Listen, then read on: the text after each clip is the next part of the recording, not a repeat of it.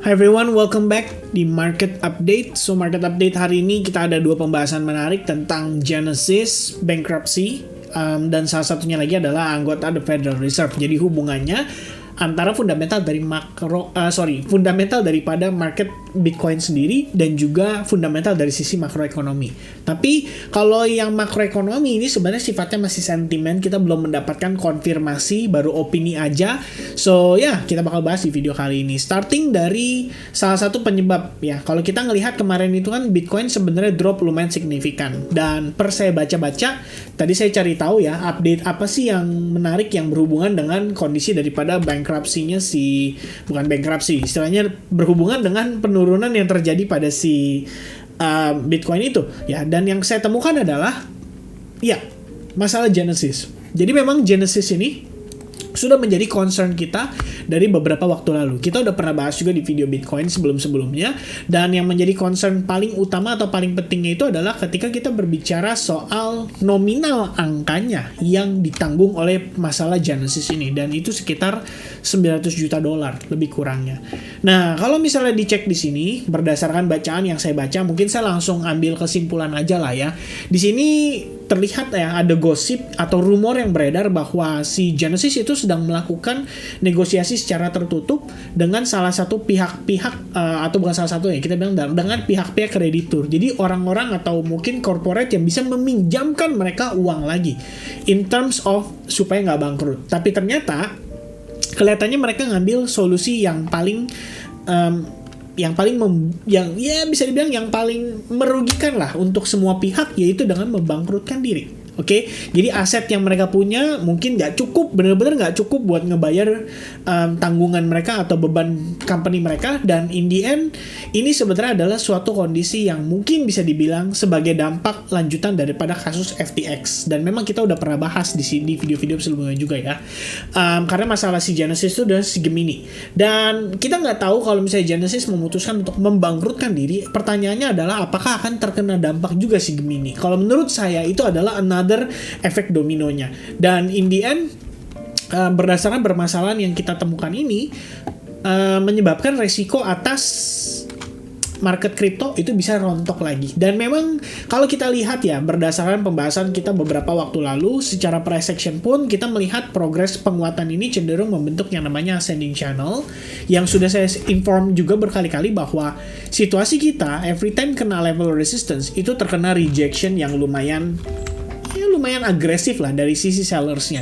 Dan dengan demikian, si channel ini berhasil di break kemarin, itu salah satu dampak, mungkin salah satu penyebabnya, selain daripada makroekonomi update yang kita dapatkan. Pertama PPI ya, PPI sebenarnya negatif itu udah bagus karena udah sesuai dengan ekspektasi kita, yang artinya inflasi sudah berhasil ditekan. Dan mungkin bayangannya adalah dengan PPI dan CPI beberapa hari lalu, beberapa waktu lalu kita udah temukan bahwa angkanya lumayan oke dan sudah cukup ideal untuk ditekan, dalam tanda kutip inflasi sudah benar-benar ditekan.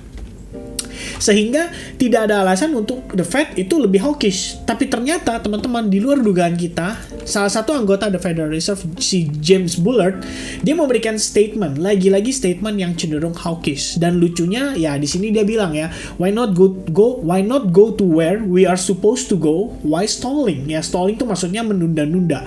Jadi anggapannya, kalau misalnya kita tahu nih beberapa waktu lalu dapat statement dari si The Federal Reserve, terutama si Jerome Powell, di sini kan memberikan proyeksi untuk kenaikan suku bunga tuh targetnya tahun ini adalah 5-5,25%. Tapi nyatanya kalau dari si James Bullard menyampaikan, dia lebih setuju dinaikkan sedikit lebih tinggi, yaitu 5,25 dan 5,5%. Nah, pada intinya, kalau statement yang disampaikan oleh James Bullard ini memiliki kesimpulan cenderung hawkish terhadap market. Dan itulah reason utama setelah kita melihat PPI ya membuat dolar indeks turun, kemudian dia terrecovery sekitar dari jam 9 ya, jam 10 malam sampai sekitar jam 12 malam kemarin. Jadi sebenarnya kalau kita lihat ini ada kesamaan timeline ya antara Bitcoin price dan juga si DXY atau dollar index itu sendiri.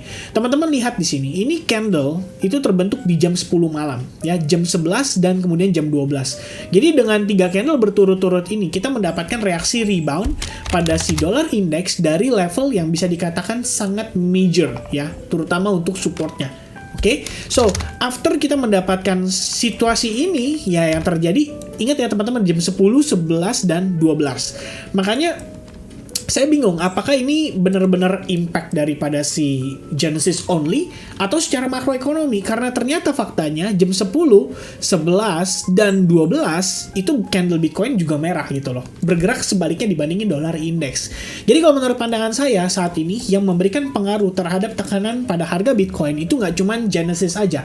Dan saat ini ya salah satu yang memberikan pengaruh adalah update dari makroekonomi. Walaupun itu bukan dalam bentuk fundamental ya, tapi saya katakan itu dalam bentuk sentimen. Kenapa kita katakan sentimen? Karena secara sederhana gini, ini kan dia baru dikeluarkan statement oleh salah satu orang, dan kita tahu bahwa belum menjadi sebuah kondisi fundamental karena belum ada keputusan jelas. Dia cuma mengeluarkan statement dan pandangan. Kalau menurut dia, kenapa harus ditunda-tunda? Ya kita nggak tahu apakah dia akan memberikan pengaruh terhadap anggota The Federal Reserve yang lainnya. Tapi satu hal yang saya tahu pasti adalah per update itu terjadi, kita ngelihat market akhirnya terjadi dump. Oke, jadi between Genesis dan si James Bullard itu dua kondisi ini yang menyebabkan kemarin Bitcoin akhirnya terkoreksi lumayan signifikan dan lumayan tajam. Alright, now guys, mungkin saya nggak lama-lama untuk update seputar market update ini, karena memang kalau kita lihat ya, teman-teman bisa baca, teman-teman bisa research juga. Mungkin saya akan berikan sedikit opini atau pandangan aja, kesimpulan dari apa yang saya sampaikan.